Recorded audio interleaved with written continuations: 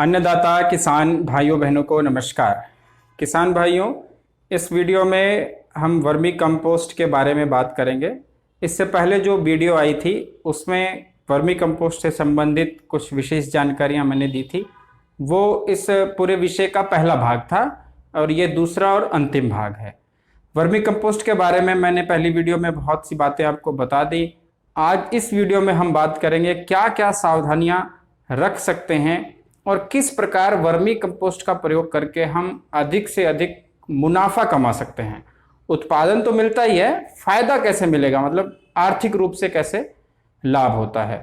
पहले लाभ की बात करते हैं। जैसे हम सामान्य तौर पर बाजार में कोई भी वस्तु खरीदते हैं, खाने पीने की चीजें हैं, आजकल ब्रांड का जमाना है। एक ही वस्तु को बनाने वाले कई लोग हैं।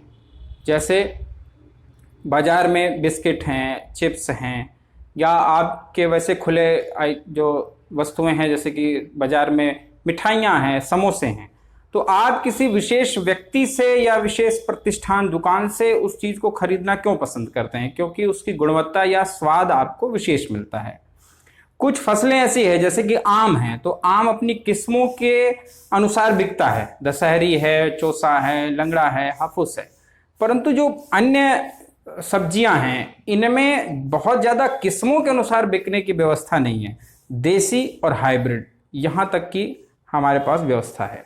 यदि आप वर्मी कंपोस्ट का प्रयोग करके किसी भी फसल को पैदा करते हैं तो उसकी स्वाद, सुगंध, रंग और स्वास्थ्य में बहुत ही अच्छा आपको परिणाम देखने को मिलता है।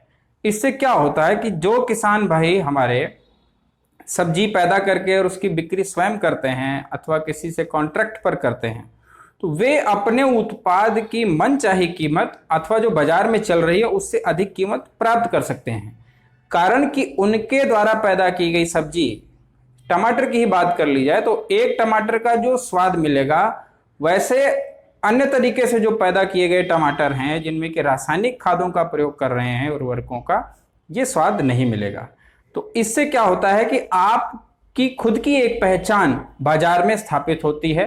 आप जिस क्षेत्र में अपनी सब्जी की बिक्री करते हैं वहां आपका नाम प्रचलित हो जाता है कि फलाने किसान के खेत का टमाटर, फलाने किसान के खेत की सब्जी। इस तरीके से आप वर्मी कंपोस्ट आपको लाभ देता है। ये इसका सबसे अच्छा जो है परिणाम आता है। तो इस चीज को ध्यान में रख करके अगर आप वर्मी कंपोस्ट प्रयोग करेंगे तो जरूर आपको इसका परिणाम मिलेगा। अब बात करते हैं कि वर्मी कंपोस्ट बनाने की पूरी प्रक्रिया में विशेष सावधानियां हमको क्या रखनी है। तो जैसे मैंने बताया कि जो कच्चा माल इसमें प्रयोग किया जाएगा, अर्थात सड़े गुल्ले जो पत्ते हैं, फसल का अवशेष है, ये आंशिक रूप से विच्छेदित होना चाहिए।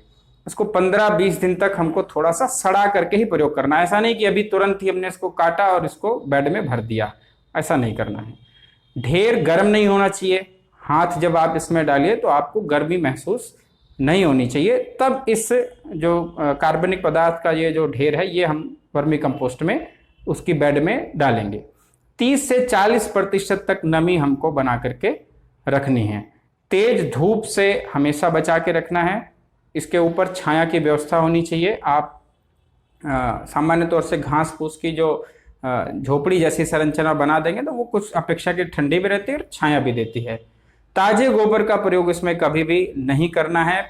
5-7 दिन 10 दिन पुराना गोबर ही इसमें प्रयोग करना है, ताजा गोबर प्रयोग नहीं करना है। और कार्बनिक कचरे से जो है कम से कम 20% गोबर मिला के प्रयोग करना है। जैसे हमने पूरा का पूरा फसल अवशेष ही यदि हम 15-20 दिन सड़ा करके प्रयोग कर रहे हैं तो उसमें गोबर जरूर मिलाना है। लगभग 20% गोबर होना चाहिए, नहीं तो केंचुए अच्छे तरीके से काम नहीं करेंगे। और कार्बनिक जो कांग्रेस घास है, बहुत ज़्यादा पार्थेनियम जो है, ये बहुत बड़ी समस्या है। तो इसको जो पुष्प आने से पहले, फूल आने से पहले इसको बारीक कटाई करके और सड़ाने के बाद इसे भी जो है वर्मी कंपोस्ट में प्रयोग में लाया जा सकता है। कचरे का जो पीएच है, मतलब खटास और नमकीनपन जो है, ये 7 तक रहना चाहिए। पीएच 7 होना चाहिए। 7 से अधिक पीएच होने पर केंचुए अच्छा काम नहीं करते हैं।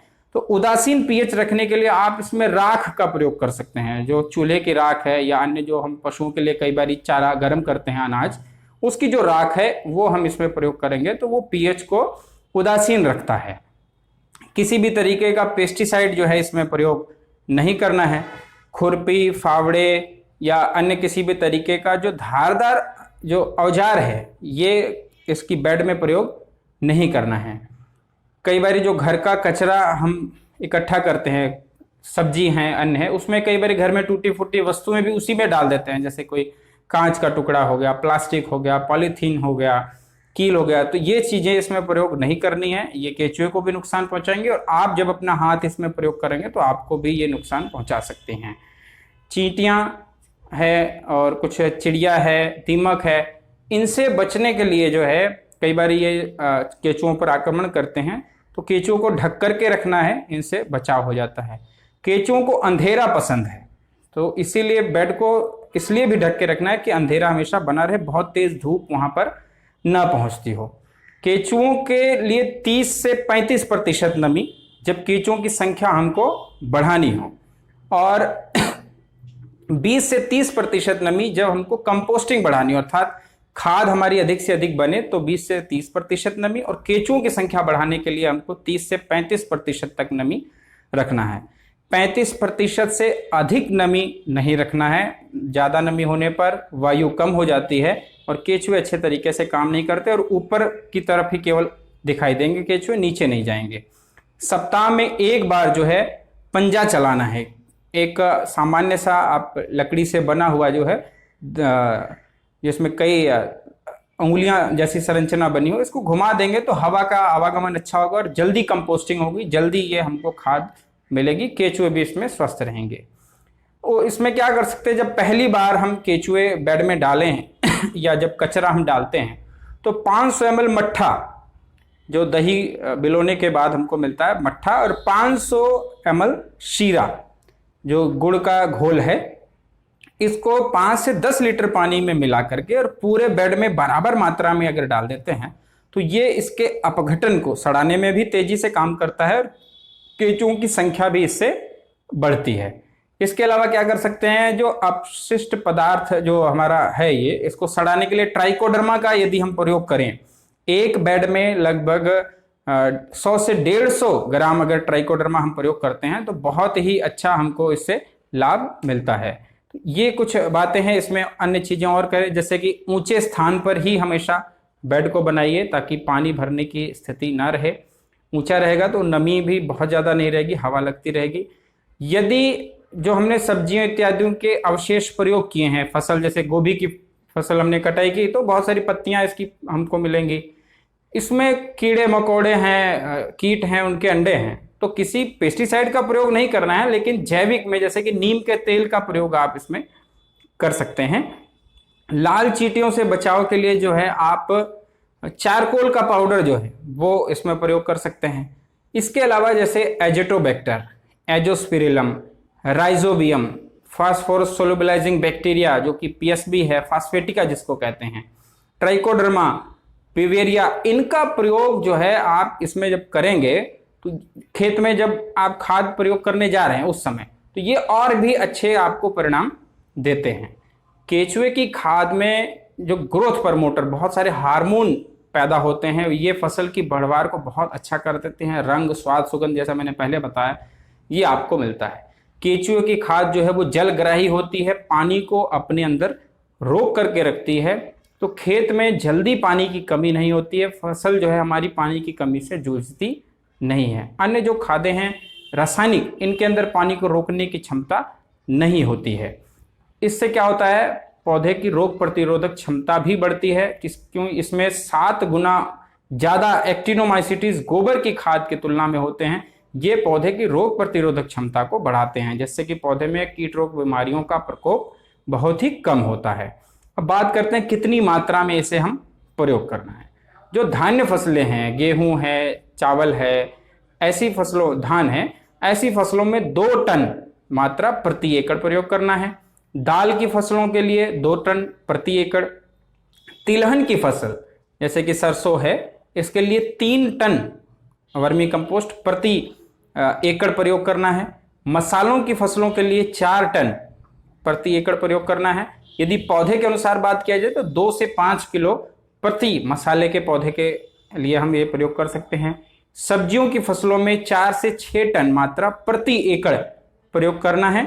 और फल और सब्जी जो है इसके लिए 2 से 3 किलोग्राम मात्रा प्रति पौधे के अनुसार प्रयोग कर सकते हैं। बड़ा पौधा है तो 5 किलो 7 किलो तक मात्रा हम प्रति पौधे के अनुसार प्रयोग कर सकते हैं। सजावटी जो पौधे हैं जैसे कि गमले में अक्सर हम प्रयोग करते हैं, तो गमले के आकार के अनुसार और पौधे के आकार के अनुसार 1, 2, 3 किलो तक मात्रा हम प्रयोग कर सकते हैं। किसान भाइयों, वर्मी कंपोस्ट का आप जो है उत्पादन करिए अपने यहाँ, अन्य किसानों को भी इससे प्रेरित करिए, क्योंकि जैविक खेती जो है ये सतत चलने वाली खेती है। इससे ही हमारा स्वास्थ्य, मिट्टी का स्वास्थ्य बना है और ये हर तरीके से हमारी आमदनी को बढ़ाने का बहुत ही अच्छा प्रकृति के द्वारा दिया गया माध्यम है। तो इस वीडियो में इतना ही। आप दोनों वीडियो, इससे पहले जो वीडियो अपलोड हुआ है और इसे पूरा देखिए। जो बातें आपको समझ में नहीं आती हैं आप कमेंट कर दीजिए और अधिक से अधिक किसान भाइयों तक इसे साझा करिए। चैनल पर आप नए हैं तो सब्सक्राइब करिए। मिलते हैं फिर अगली वीडियो में, तब तक के लिए नमस्कार, धन्यवाद।